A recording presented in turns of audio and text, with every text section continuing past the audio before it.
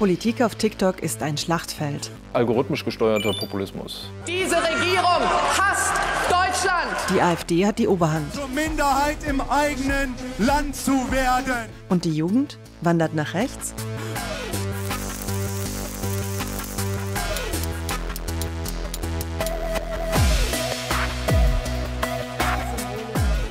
Was passiert gerade auf TikTok?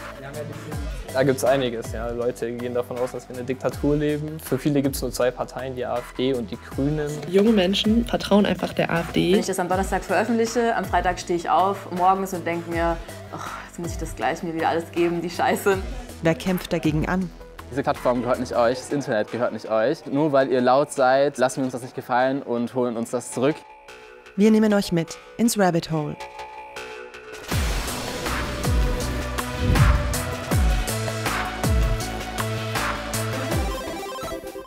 Hello World, es ist 2024 und das ist normal?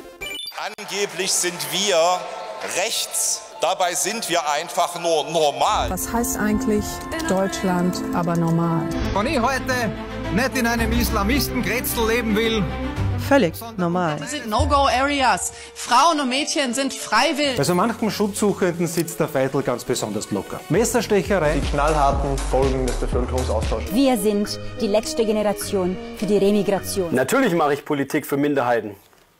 Für welche denn? Für Deutsche natürlich. Wir sind ein Team vom österreichischen Digitalverlag #. Wir waren in den politischen Bubbles von Rechtspopulisten auf TikTok. Aber wir waren nicht nur am Handy, sondern auch unterwegs und haben schlaue Leute getroffen, die uns den ganzen Wahnsinn einordnen. Warum sind rechter Populismus und TikTok so ein Match? Wenn es reicht, einen oder zwei sehr einfache Sätze rauszuhauen oder gegen die korrupten Eliten zu wettern, dann ist das natürlich einfach und lässt sich auch sehr gut in kleine Videos verpacken. Wie werden junge Menschen über Social Media radikalisiert? Welche Rolle spielen rechtsextreme Netzwerke für die politischen Parteien? Die Allianz von Spaß und Hass bedeutet, dass man zum Teil versucht, Hass zu verschleiern und spielerisch aufzubauen. Was macht dieses Dauerfeuer aus Hooks und Punchlines mit unserem Meinungsklima? Und wo kann es enden, wenn niemand dagegen hält? Marschiert wieder im Gleichschritt. Im Gleichschritt wird gegen Andersdenkende vorgegangen. Gegen Andersdenkende. Darauf kann es nur eine Antwort geben. Nie wieder. Nie wieder ist jetzt. Da gebe ich Ihnen recht. Nie wieder ist jetzt. Auch indem man staatskonforme Medienhäuser quasi als zweite Stasi aufbaut. Echte Männer sind Patrioten. Okay, reicht. Es kann nicht sein. Das ist aber auch ein Film über Widerstand auf TikTok. Was wirkt überhaupt? Wer stellt sich dagegen und zu welchem Preis? Reclaim TikTok gestartet. 2024 ist ein Superwahljahr. Mehr als 2 Milliarden Menschen weltweit sind zur Wahl aufgerufen. Auch in der EU, in Deutschland in gleich 3 Bundesländern und bei den Nationalratswahlen in Österreich. Bei all diesen Wahlen sieht es bislang für Rechtspopulisten in Umfragen gut aus. Mit über 6 Millionen Likes erreicht die deutsche AfD auf TikTok mehr Menschen als alle anderen Parteien, falls es jemand noch nicht mitbekommen hat. Geht man nach Followern, sind in den Top 5 der deutschen PolitikerInnen-Accounts 3 von der AfD. Miguel Klaus ist einer von ihnen. Mal kurz 100 Likes machen, dann haben wir es schon. Er hat seine eigene Theorie, warum die AfD in sozialen Medien so punktet. Es hat alles angefangen mit den politischen Talkshows, wo wir nicht eingeladen werden. Und aufgrund dessen, dass wir da nie eingeladen worden sind, haben wir gesagt, dann müssen wir in den Social-Media-Bereich gehen. Und ich glaube, die AfD hat am Anfang gleich angefangen, Mitarbeiter nur für Social Media einzustellen. Wir haben halt einige Jahre Vorsprung wie die anderen Parteien und Fraktionen, weil wir da ja schon lang dabei sind und natürlich auch die Expertise da haben. Die Talkshow-Einladungspolitik wird gern von der AfD kritisiert. Allerdings traten AfD-Spitzenpolitiker schon in fast allen großen Talkshows auf. So, stimmt, dass ihr aus der EU austreten wollt? Ja, langfristig. Auf TikTok setzt Miguel Klaus auf Livestreams. Der Landtagsabgeordnete ist seit mehreren Jahren auf der Plattform aktiv. Ja, bei einer Weihnachtsfeier war das, bei einer AfD-Weihnachtsfeier. Und ein Bundestagsabgeordneter hat mir gesagt, ich soll auf TikTok gehen. Das ist einfach eine andere Reichweite, einfach anders. War noch ein bisschen skeptisch erst und habe dann aber mich darauf eingelassen, weil man hat ja auch so schon viele Social-Media-Kanäle wie Facebook, Instagram ist sehr wichtige oder Twitter und ein bisschen Telegram und YouTube-Kanal natürlich. Also irgendwann wird es ja zu viel, aber ja, dann habe ich mich bei TikTok angemeldet und so ist dann die TikTok-Karriere gestartet, so in der Art. Anscheinend werden viele Schüler gezwungen, bei diesen Demos gegen rechts teilzunehmen. Moment, das kann man nicht so stehen lassen. Eine von vielen Behauptungen, mit denen die AfD Stimmung macht, ohne Belege zu liefern. Der TikTok-Kanal, der wird eigentlich fast komplett von mir gemacht und gespielt. Ich schneide auch die Videos, ich führe auch die Untertitel rein, ich mache die Hintergrundmusik, das macht eigentlich alles ich. Also ich gebe dann immer bei der Suchfunktion Epic Music ein und dann kommen ja Vorschläge und dann suche ich mir da irgendwas raus, was vielleicht einigermaßen passend ist. Habe ja aber auch so Epic Music mit Klavier, also das habe ich sehr, sehr oft. Das habe ich sehr, sehr oft, was eigentlich jetzt nicht so dramatisch ist. Klingt doch erstmal ganz einfach, aber was steckt dahinter? Der TikTok-Algorithmus unterscheidet sich von anderen Social-Media-Plattformen. Jedes Video kann Publikum bekommen, egal ob ein Account viele Follower hat oder nicht. In Millisekunden wird gemessen, wie lange die Aufmerksamkeit hält. Wer dranbleibt, bekommt mehr davon.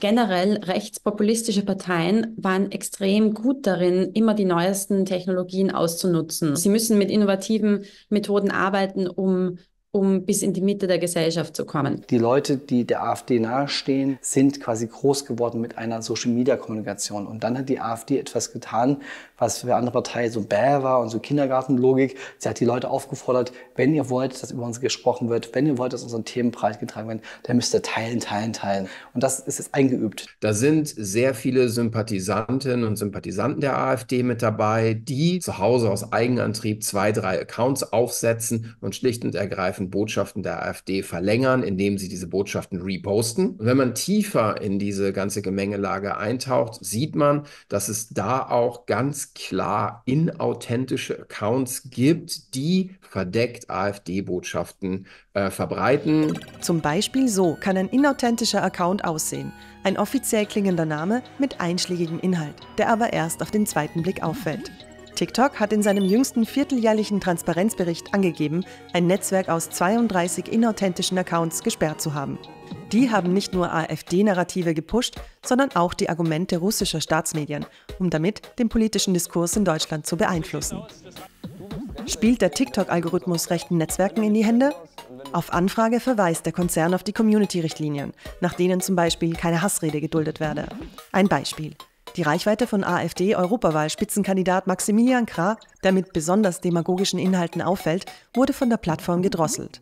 Ist das der richtige Weg? Ich habe immer große Bauchschmerzen, wenn quasi privatwirtschaftlich organisierte Institutionen wie Plattformen darüber entscheiden, was wir in Deutschland wie wahrnehmen und wie unsere Meinungsbildung hier passiert. Heute ist die AfD, morgen ist vielleicht CDU-Inhalte oder SPD-Inhalte und keiner hat darauf Einfluss darauf. Kein Gesetz, kein Gericht, sondern eine privatwirtschaftliche Plattform, die aus China kommt in dem Fall auch noch. Die chinesische Plattform TikTok ist die am schnellsten wachsende Social-Media-App. Allein in Deutschland nutzen sie 20,9 Millionen Menschen. Das ist ein Viertel der Bevölkerung. In Österreich spiegelt sich das Bild. Hier sind es 2,1 Millionen. Und ihre durchschnittliche Nutzungsdauer 1,5 Stunden pro Tag. An TikTok kommt man 2024 nicht vorbei. Auch nicht als Bundeskanzler. Dem Kanzler kann ich schon versprechen, dass er demnächst TikTok tanzen kann, wenn wir das gemeinsam entscheiden. 2 Weine, sogenannte Zukunftsweine, ob Sie die heute Abend schon direkt auf dem Heimweg köpfen oder irgendwann in einer stillen Stunde mit Ihrer Frau, bleibt Ihnen überlassen. Andere Sachen ist auch, dass man nicht verstanden hat, wie die Kultur von TikTok ist und wie auch so eine Dynamik quasi vom Storytelling funktioniert. Das interessiert da draußen niemand, wer du bist, sondern du musst die Leute am besten natürlich mit dem Thema gleich reinziehen. Revolution bei TikTok. Heute geht es los. Mein erster TikTok-Beitrag. Stark, ich hab's gefunden. Auf TikTok. Und in gewisser Weise ist es ja auch voll 90er. Ich habe noch gar keinen TikTok-Account, aber ich habe gehört, ich komme da trotzdem ab und an vor. Wer sind denn die Väter und Mütter unseres Grundgesetzes, also unsere Verfassung? Aber es gibt sie doch, Politikerinnen und Politiker, die TikTok verstanden haben. Wie steht es um die TikTok-Strategie der anderen Parteien? Wir starten eine Umfrage unter den reichweitenstärksten Accounts und den SpitzenkandidatInnen zur EU-Wahl aus Deutschland und Österreich. Die Plattform #Jetzt hat mir unter dem Motto Politik Euder einige Fragen gestellt, die ich in diesem Video beantworten werde. Wie würden Sie Ihre Strategie beschreiben? Wir teilen eigentlich das, was wir tun hier im Parlament, versuchen vielleicht in bestimmten Formaten Politik verständlicher zu machen, ohne Politik-Blabla, in einfacherer Sprache. Naja, unsere Zielgruppe sind natürlich vor allen Dingen junge Menschen, die diese Plattform benutzen. Wir wollen sie auch unterhalten, wir wollen sie aber auch politisch begleiten, denn ab 16 darf gewählt werden. Wir sind total authentisch, wir reagieren relativ schnell, weil nur spontan ist wirklich gut. Politik ist ehrlicherweise oft ziemlich langweilig und unnötig kompliziert und das wollen wir eben aufbrechen, indem wir dann auch mal ein bisschen provozieren, ein bisschen emotional sind, aber am Ende alles, was wir da sagen, auch mit Fakten hinterlegen können. Dass Politik schon noch anders geht, dass jeder und jeder mitmachen kann, dass wir alles nur Menschen sind, die manchmal Fehler machen und manchmal Erfolge feiern und auch die Emotionen da dahinter zu zeigen. Wir wollen natürlich zeigen, als jüngster Abgeordneter der CDU, CSU, dass wir jedes Medium mitnehmen, aber wir wollen natürlich auch zeigen, dass die CSU sich in jedem Medium wohlfühlt. Das sehen wir auch zum Beispiel an den TikToks von Markus Söder. Die Strategie ist wie folgt. Wir überlegen uns, wie wir politische Inhalte leicht verständlich, niedrigschwellig auf TikTok bringen können. Und wir versuchen dabei, auf Musiktrends und andere Entwicklungen auf TikTok einzugehen. Selbstverständlich verwende ich TikTok, weil es eine super Chance ist, über die sozialen Medien einen Blick hinter die Kulissen zu machen. Wir setzen dabei auf eine einladende, aktivierende Ansprache, die Lust macht, gemeinsam mit uns gegen die Nazis für soziale Sicherheit, für Frieden und Klimagerechtigkeit zu kämpfen. Speed-Radikalisierung von jungen Menschen durch TikTok. Was hat TikTok mit Politik gemeinsam? Orkan Özdemir ist SPD-Abgeordneter in Berlin. Er spricht auf TikTok viel über Radikalisierung. Man muss eben verstehen, dass Social Media eben auch ein sozialer Raum ist. Und den zu reclaimen, also sich zurückzuholen von den Rechtsextremisten und den ganzen Extremisten generell, das ist eine Aufgabe, an der wir nicht scheitern dürfen. Weil ansonsten haben wir wirklich ein riesiges Problem. Würden wir alle anfangen, hier Content zu machen und uns politisch zu äußern, dann hätte die AfD keine Chance. Das ist Maggie in einem der ersten Videos mit dem Hashtag #ReclaimTikTok im März 2024. Das Konzept ist simpel. Wir fluten die Plattform TikTok mit massenhaft progressivem Content.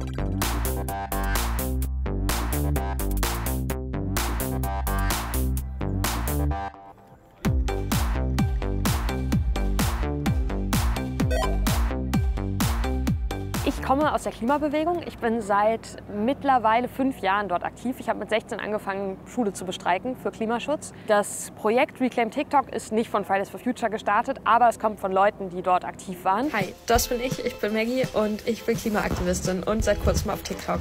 Und das gehört ehrlicherweise zu den peinlichsten Sachen, die ich in meinem Leben gemacht habe. Aber was tut man nicht alles, um die AfD zu stoppen? Zeit, dass wir TikTok zurückerobern. Wir waren zu Millionen auf den Straßen. Deshalb erstellt eigene Accounts, bringt eure Freunde dazu, Videos zu kreieren. Warte, ich will nur kurz schnell noch für einen TikTok behind the scenes.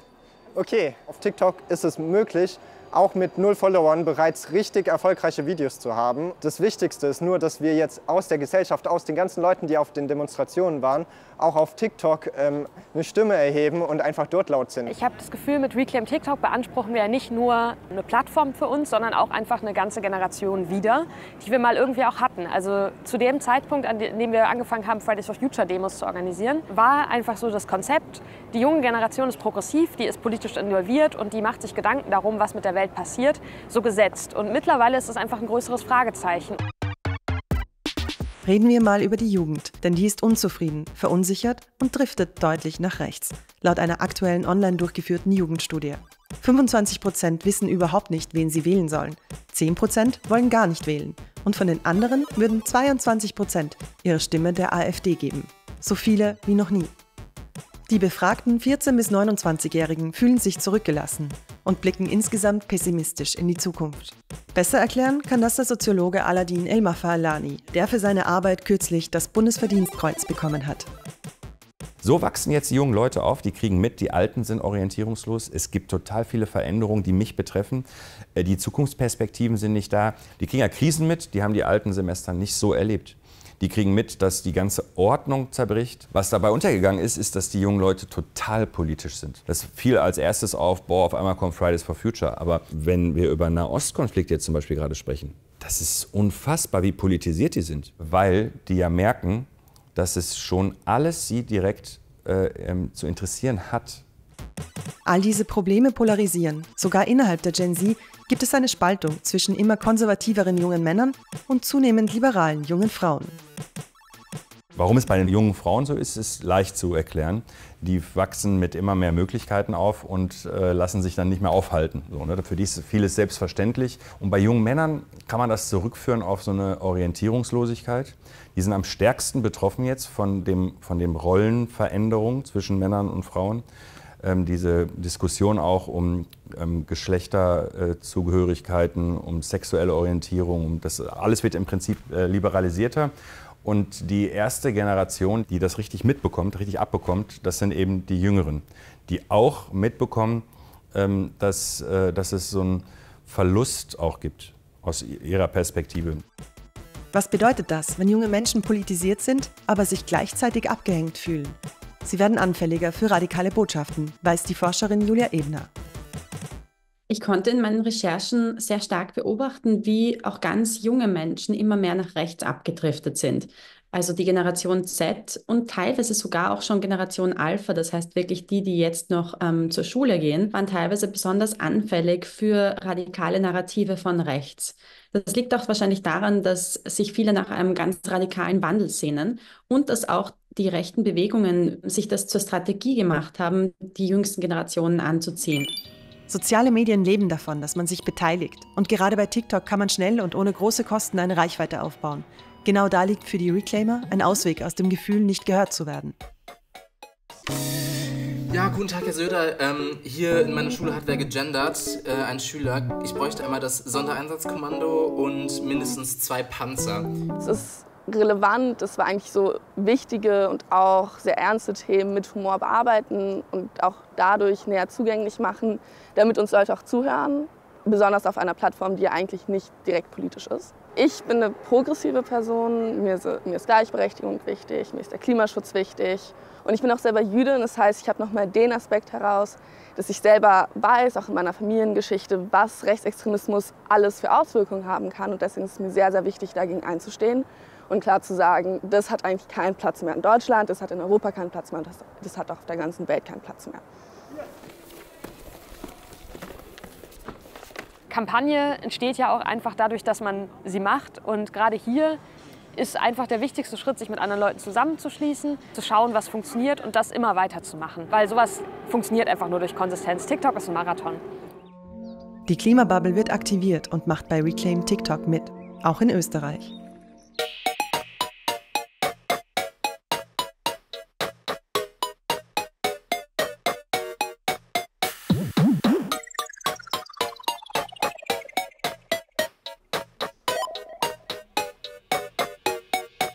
Ich habe angefangen, vor allem nachdem ich, wie wahrscheinlich viele, die Episode von Böhmermann gesehen haben, und was mich immer wieder erschreckt und auch gerade über die letzten Monate hinweg, wie normal es ist, dass man rechtsextrem in Österreich ist. Und da bin ich auf diesen Zug aufgesprungen und dachte mir, da muss ich auch was machen.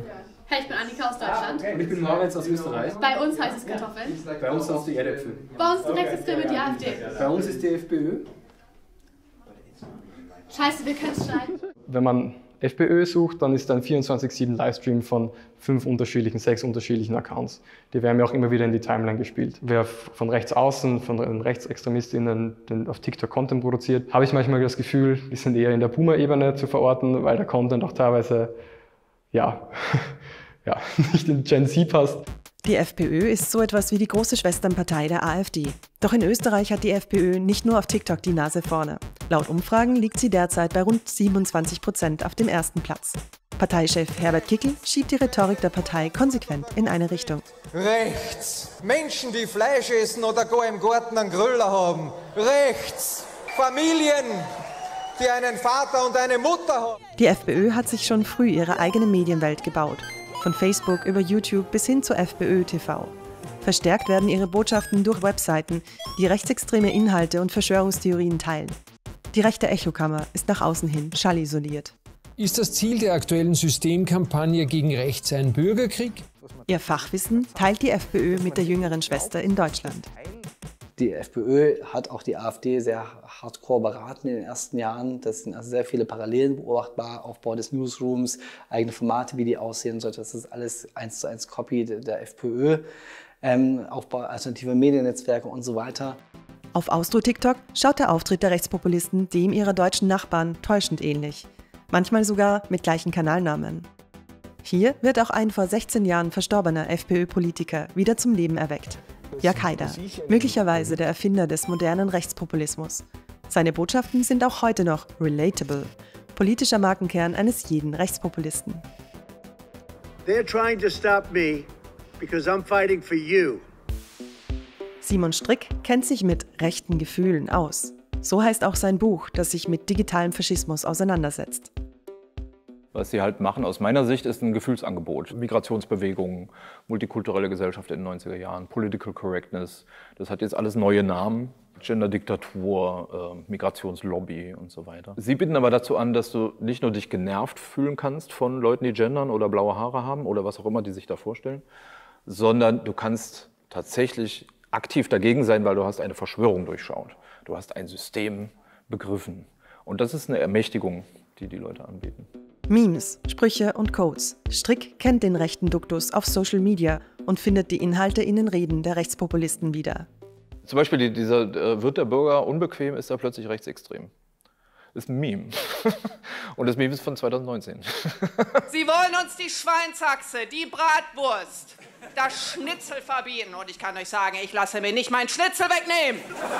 Niemand geht an meinen Schnitzel. Das sind letztendlich algorithmisch gesteuerter Populismus. Also halt die Inhalte werden diktiert von Social Media. Und dann reden die einfach, was da halt so geredet wird und so. Ne? Und da kommst du einfach mit normalem Faktencheck, ist ja völlig Wurst irgendwie, ne? Oder der Gegenrede, irgendwie aufrichtig, wie wollen sie denn die Gesellschaft ändern? Völlig Quatsch, ne? Schnitzel! Das Rezept funktioniert. International. Die Populisten in den USA sagen, great again, take back control in Großbritannien. Grand Nation in Frankreich. Und in Deutschland ist es nicht so einfach, sich an eine alte Zeit zu orientieren. Ich würde auch sagen, innerhalb der AfD gibt es verschiedene gute alte Zeiten. Bei manchen ist es so die Nachkriegszeit, Konrad Adenauer. Bei anderen ist es so die gute alte DDR, bei so Ostnostalgikern. Und bei schon recht vielen ist es das, was so ab 1933 war. Das heißt, dieses Rückwärtsgewandte ist ganz typisch. Und wenn junge Leute das Gefühl haben, dass es keine Orientierung gibt, dass sie nicht angesprochen werden, dass sie nicht teilhaben können und so weiter, dann kann es sein, dass so eine rückwärtsgewandte Perspektive aus ihrer Sicht dann attraktiv erscheint. Das kann sein. Also manchmal muss man sich die Geschichte der AfD ja mal wieder vor Augen führen. Gegründet von Bernd Lucke als eurokritische Partei, der dann rausgerückt wurde von Frauke Petri, weil er nicht rechts genug war, die dann wiederum rausgerückt wurde von Jörg Meuthen, weil sie nicht rechts genug war, und der dann wiederum rausgedrückt wurde von Tino Kruppalla und Alice Weidel, weil er auch nicht rechts genug war. Also wenn die noch weiter nach rechts abbiegen, dann winkt irgendwann Goebbels von links. Leute, das müsst ihr euch angucken. Genau so macht man's. Hier sitzen die Faschisten. Die Frage ist eben, die AfD ist der politische Arm der Rechtsextremisten und der Faschisten. So. Ich bin Politiker und ich habe eben mit diesen Akteuren zu tun, und deswegen ist natürlich mein Fokus erstmal auf den Akteuren, die im politischen Raum die neue Rechte vertreten. So. Mir jetzt vorzuwerfen, hey, der redet nur über die AfD, wäre ein bisschen merkwürdig. Natürlich, wer soll sonst über die reden, ja? Welchen Wochentag haben wir heute? Jetzt einen Kalender zur Hand, das wär's doch. Das ist unser Abschiebekalender. Die 12 schönsten Abschiebeflugzeuge. Das ist doch bestimmt ein Fake, oder? Leider nein, das ist echt. Das ist die AfD Baden-Württemberg. Ja, es schaukelt sich hoch. Es schaukelt sich hoch, und es hat sich über die letzten Jahre hochgeschaukelt. Das merke ich selbst auch bei mir auch. Also ich habe vielleicht noch immer davor mal oder als Neuparlamentarier mal Hemmungen gehabt, die Grünen als Ökoterroristen zu bezeichnen, oder war eigentlich nie in meinem Wortschatz. Aber wenn sie halt dann permanent von solchen Leuten mal kurz als Nazi beschimpft werden, dann steigern sie sich da natürlich und rein und schaukelt sich das natürlich auf.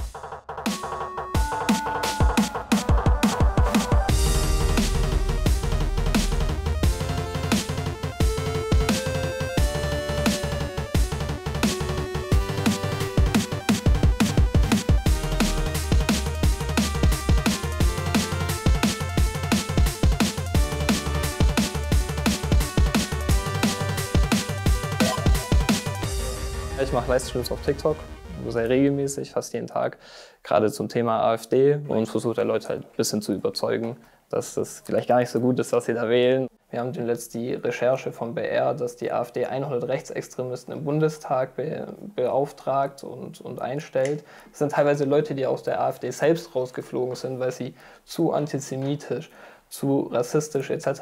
waren, aber dann über die Hintertür als Mitarbeiter eingestellt wurden und die werden von unseren Steuergeldern bezahlt. Ja, ich bin selbst davor auf TikTok aktiv gewesen und habe gemerkt, dass ich selbst vielleicht auch ein bisschen Opfer von zumindest teilweise Rechtspopulismus geworden bin. Es ist mir aufgefallen, wie groß dieser Abgrund eigentlich ist, den die AfD da vorlebt.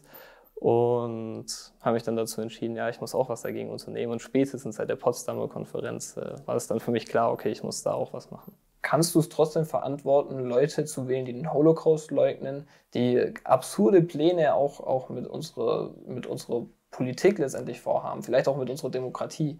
Und ich weiß nicht, ob das einzige Argument, um das zu rechtfertigen, wirklich ist, okay, wir brauchen eine Rechte noch. Weil wir haben ja die CDU, CSU zum Beispiel. Ja, das Problem ist, CDU, CSU ist auch wieder den Menschen zu sehr in der Mitte, zu sehr Mitte-links. Das ist ja das Problem. Meine Themen sind Themen rund um die AfD. Manchmal sind es auch sehr provokative Aussagen, wie das, ja, wenn ihr die AfD wählt, seid ihr keine Patrioten, die AfD hasst Deutschland. Und dass man von Grund auf mal überhaupt klärt, welche Personen sind in der AfD und vielleicht dann aber auch direkt auf die Politik eingeht. Also dass es jetzt in beiden Lagern Extreme gibt, das ist völlig klar. Es gibt keine Linksextreme im Bundestag. Es gibt keinen linksextremen Fall im Bundestag aktuell. Ich habe meine Moderatoren, die haben auch die Möglichkeit, andere Leute zu stummen. Das sind keine Freunde von mir, das sind Leute, die ich kennengelernt habe durch die Bubble, die regelmäßig bei mir zugucken. Die Bubble, eine Online-Community, die es sich zur Mission gemacht hat, in Livestreams gegen rechts zu diskutieren. Einer von ihnen ist der Influencer Anthony, der online seine Recherche zur Verfügung stellt.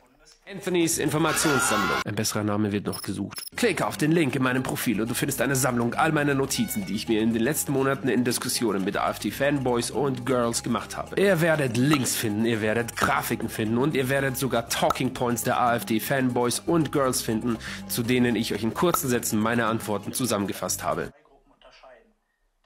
Wir haben uns alle darauf geeinigt, dass wir das jetzt unter dem Hashtag #ReclaimTikTok benennen, diese Leute, die es machen. Und das Ziel ist natürlich immer noch Aufklärung zu betreiben. Aber es ist mittlerweile sehr, sehr mühsam, weil wir wirklich diese Menschen haben, die halt alles ablehnen, was man ihnen vorgibt. Wieso muss man da unterscheiden? Einen Fall hatten wir dem letzten, er war in der Jungen Alternative und ist dort über seinen Freund reingekommen. Und dann haben wir ihm erzählt, was das eigentlich bedeutet, in der Jungen Alternative zu sein. Und danach hat er gesagt, okay, er entscheidet sich jetzt aus dieser Jungen Alternative auszutreten, weil er das einfach nicht mit sich selbst vereinbaren kann. Das ist sehr schwierig, weil viele sich gar nicht mit der Politik befassen. Gerade bei der Jungen Alternative hört man sehr oft, okay, ich bin da über einen Freund reingekommen. Und dieses Gemeinschaftsgefühl etc., das lockt dann natürlich die jungen Leute an. Am meisten hat ihn erschrocken, dass er in einer gesichert rechtsextremistischen Organisation ist und dass er vom Verfassungsschutz beobachtet werden darf. Gesichert rechtsextrem, das heißt übrigens nicht mit dem Grundgesetz vereinbar, verfassungsfeindlich, gegen die Demokratie. Wer ist die neue Rechte? Welche Ideologien vermitteln sie? Und wohin kann das führen? Wir gehen rein ins Rabbit Hole. Fangen wir an bei der AfD-Parteijugend. Die junge Alternative rekrutiert ihren Nachwuchs vor allem auf Social Media mit leicht zugänglichen Freizeitangeboten wie sogenannten patriotischen Wanderungen oder auch mal einem Gaming-Event auf Discord. Die Woke-Politik will nicht, dass du dich einer Gemeinschaft zugehörig fühlst. Was sie wollen, ist, dass du dein Land hast. Man hijackt in Wirklichkeit Hobbys oder die Gaming-Subkulturen, wo man schnell Teil von einer komplett neuen Welt wird. Also das Vokabular dieser Welt annimmt und die Insider-Scherze und Referenzen. Und das kann Menschen eine ganz neuartige Form von Gruppenzugehörigkeit geben. Warum das? Naja, im vermeintlich freien Kommunikationsraum Internet sind auch abseits von TikTok rechte Subkulturen schon jahrzehntelang verankert.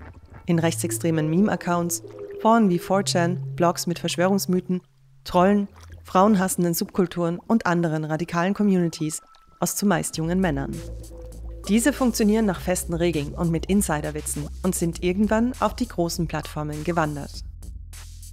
Da ist aus meiner Sicht die AfD dann eigentlich nur ein Parasit, die halt einfach dann diese jungen Leute, und das kann man tatsächlich nachvollziehen, dass Leute, die 2010 auf YouTube irgendwie rechten Polit-Talk gemacht haben oder einfach Rants oder so, die sind jetzt heute Social-Media-Experten bei der AfD.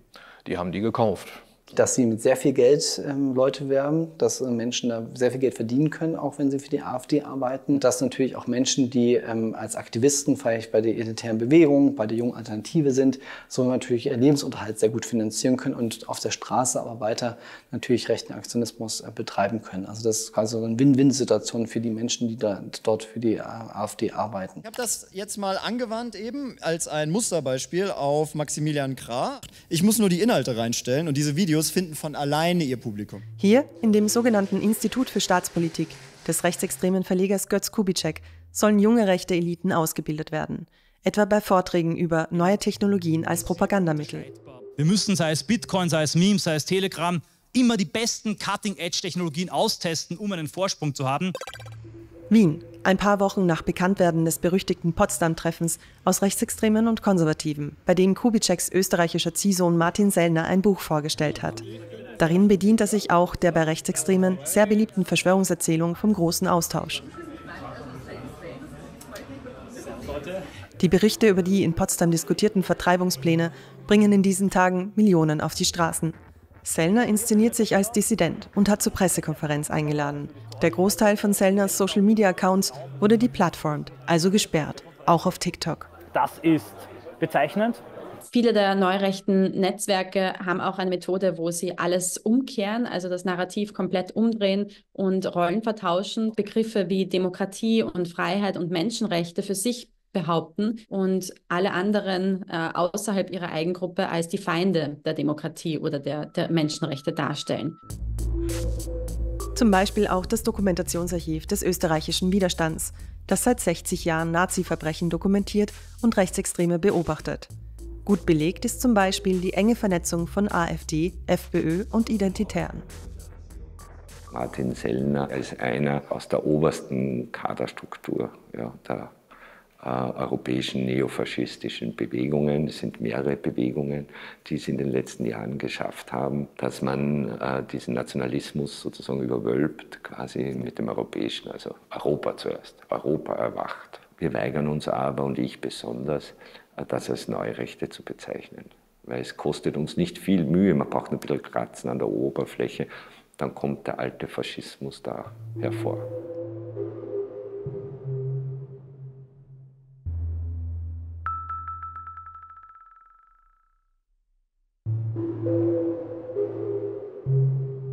Wenn jemand sagt, wir sind die letzte Generation, die den großen Austausch aufhalten kann, dann muss man damit rechnen, dass das wer glaubt. Und dann, wie der Attentäter von Neuseeland in sein Manifest, in sein Bekennerschreiben reinschreibt, wenn ich es nicht getan hätte, wenn ich nicht eben die Menschen ermordet hätte, wäre ich schuldig geworden.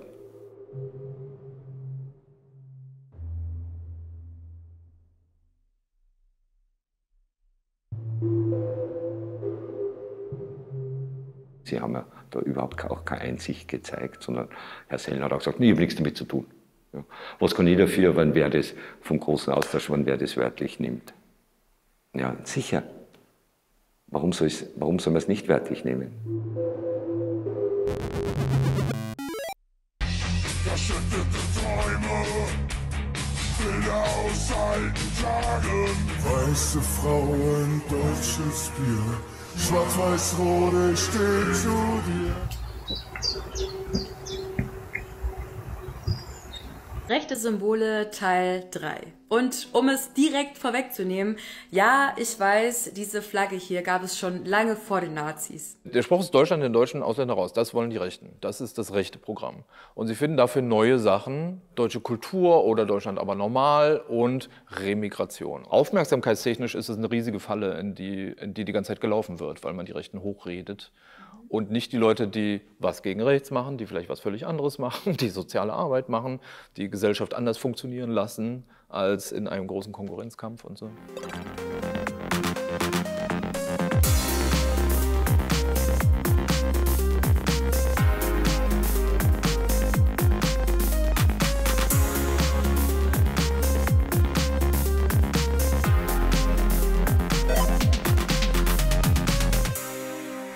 Unter meinen Videos sind einfach immer mehr so Codes aufgetaucht, ne? Und erst solche, die ich jetzt auch kannte, wie 88 oder so, die ich mir auch selber erklären konnte, wie so diesen winkenden Emoji, dass das so diesen Hitlergruß resemblen soll. Aber dann irgendwann kamen halt Worte und Emojis dazu, wo ich mir dachte, irgendwie passt das gerade gar nicht. Und schon wird man konfrontiert mit diesen Codes. Never Lose Your Smile ist ein kitschiges Wandtattoo und ein rechter Code. Zu sehen in dieser Art von Profilbildern hier, aber auch in Kommentaren unter meinen Videos, wo ich eigentlich immer versuche, den Satz so schnell wie möglich zu löschen. Denn es geht bei diesem Lächeln um dieses hier. Also ist es eher, verlier niemals dein Lächeln und hör nie auf, die Mission des Führers fortzuführen. Dieses so zufällig irgendwo aufploppen zwischen ganz anders gestalteten Themen, das ist einfach ein riesengroßer Vorteil. Und ich glaube, so merken viele Menschen, dass sie sich schon für das Thema interessieren, wenn das eben aber in ihrem Tempo stattfindet. Originalaufnahmen der letzten Kriegstage in Leipzig, als US-Truppen die Stadt von den Nazis befreiten. Oder dieses Foto hier von jüdischen Geschäftsmännern, die durch die Leipziger Innenstadt getrieben wurden. Das alles findet man in der Sammlung des United States Holocaust Memorial Museums. Aber wie war das eigentlich mit den Nazis vor deiner Haustüre? Ich zeige dir heute, wie du das in dem Archiv herausfinden kannst.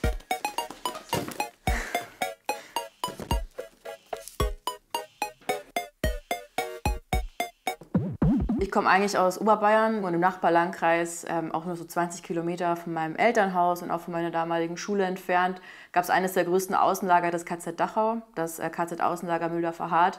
Und habe dann angefangen, mal darüber zu recherchieren und dann ganz schnell entdeckt, wow, es ist krass, wie viel man findet, frei zugänglich für alle, gerade in so Online-Archiven, also Originaldokumente aus dem Lager, wo dann über diese Verbrechen gesprochen wird. Und ich glaube, für mich war es einfach so ein Aha-Moment, diesen Ortsnamen Mühldorf auf diesen Dokumenten zu lesen. Und ich wollte das dann ganz gerne teilen. Der sogenannte Bunkerbogen am ehemaligen KZ-Außenlager Mühldorfer Hart, einem der größten Außenlager des KZ Dachau.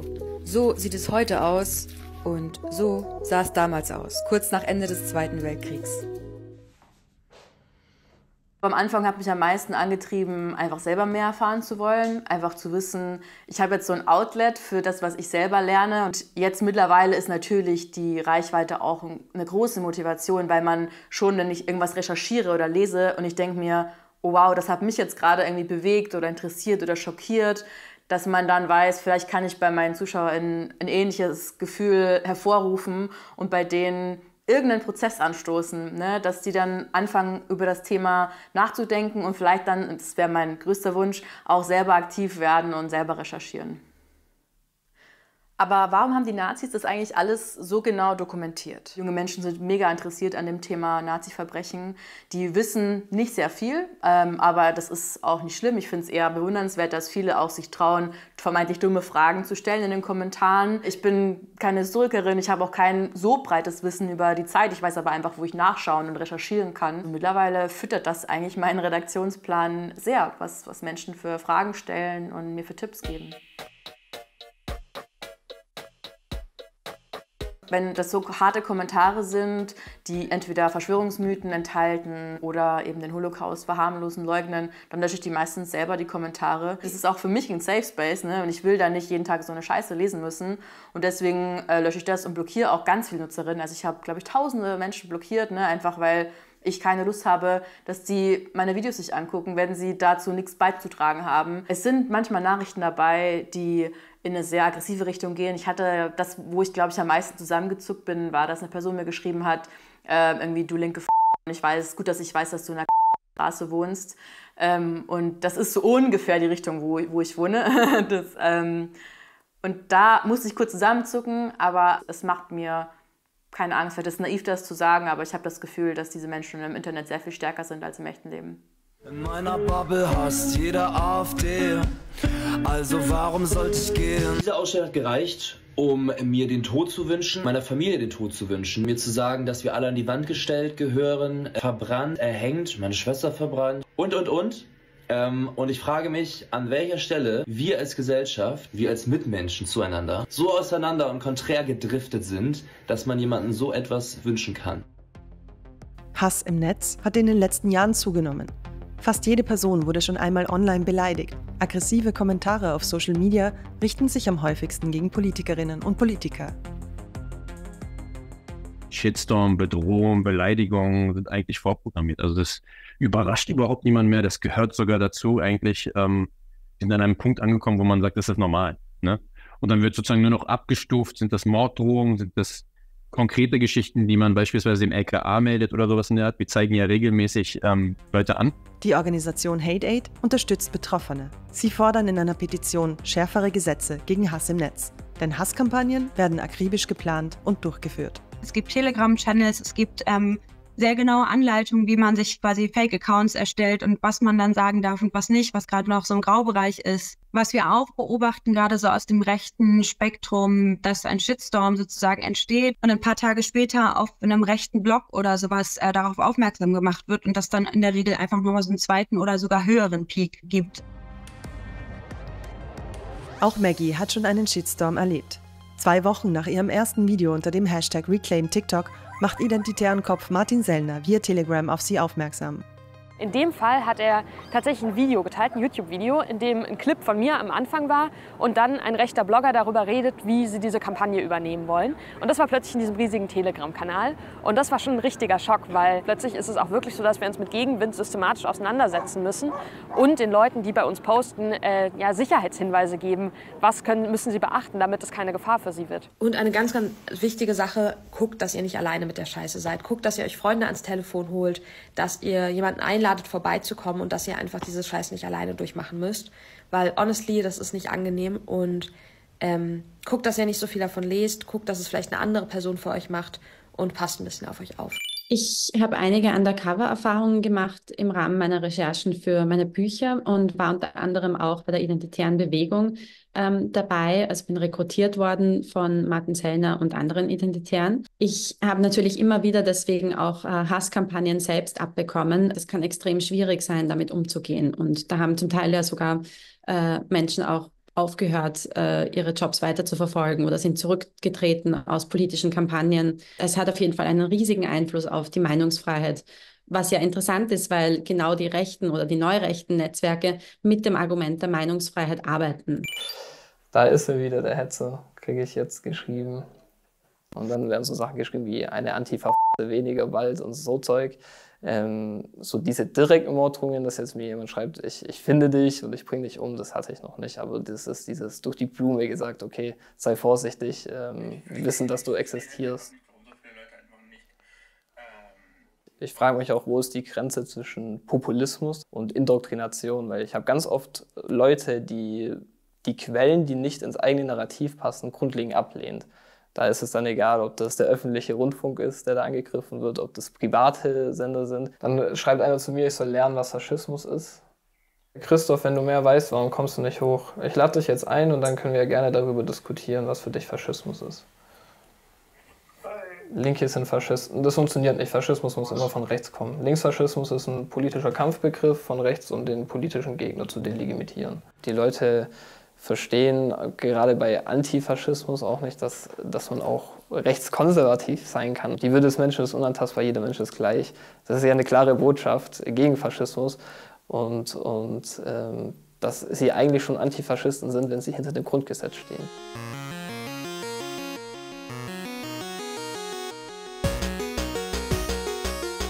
»75 Jahre Grundgesetz«. Doch die Feierlaune hält sich in Grenzen. Die Öffentlichkeit ist nicht nur polarisiert, sondern auch fragmentiert. Was dabei immer mehr abhanden kommt? Der Zusammenhalt. Wie beurteilen Sie das politische Klima zurzeit? Könnte besser sein, ausbaufähig, und da haben sicher soziale Medien auch einen Beitrag dazu. Der überbordende Hass im Netz, brauche ich nicht dazu sagen. Ich glaube, da hätten wir viel zu tun, auch als Politik. Naja, das politische Klima entspricht der ganzen Situation. Es gibt viele Herausforderungen, Leute sind nervös, andere sind ängstlich, die Dritten sind engagiert. Das politische Klima ist tatsächlich extrem schwierig. Wir erleben es im Parlament. Es ist total polarisiert, die Leute haben Ängste, Sorgen. Klar, die Zeiten sind extrem herausfordernd und weltweit findet gerade eine starke Polarisierung von Politik statt, vor allem im Internet. Wenn ich mir die Armutsquote anschaue, das Problem mit Niedriglöhnen, die soziale Absicherung generell, das Gesundheitssystem, die steigenden Mieten und so weiter und so fort. Also es gibt genug Gründe, wütend zu sein. Und die Leute lassen das auch immer mehr raus, die Leute sind immer frustrierter. Das politische Klima ist auf jeden Fall angespannt hier in Thüringen, wo wir eine sehr hohe Zustimmung zur AfD haben, die Verrohung der Sprache ins Parlament gebracht hat. Und wir erleben in der jüngeren Vergangenheit Übergriffe auf PolitikerInnen. Wir erleben Angriffe auf Büros und Einrichtungen. Und das sind einfach Grenzüberschreitungen, die für uns nicht hinnehmbar sind.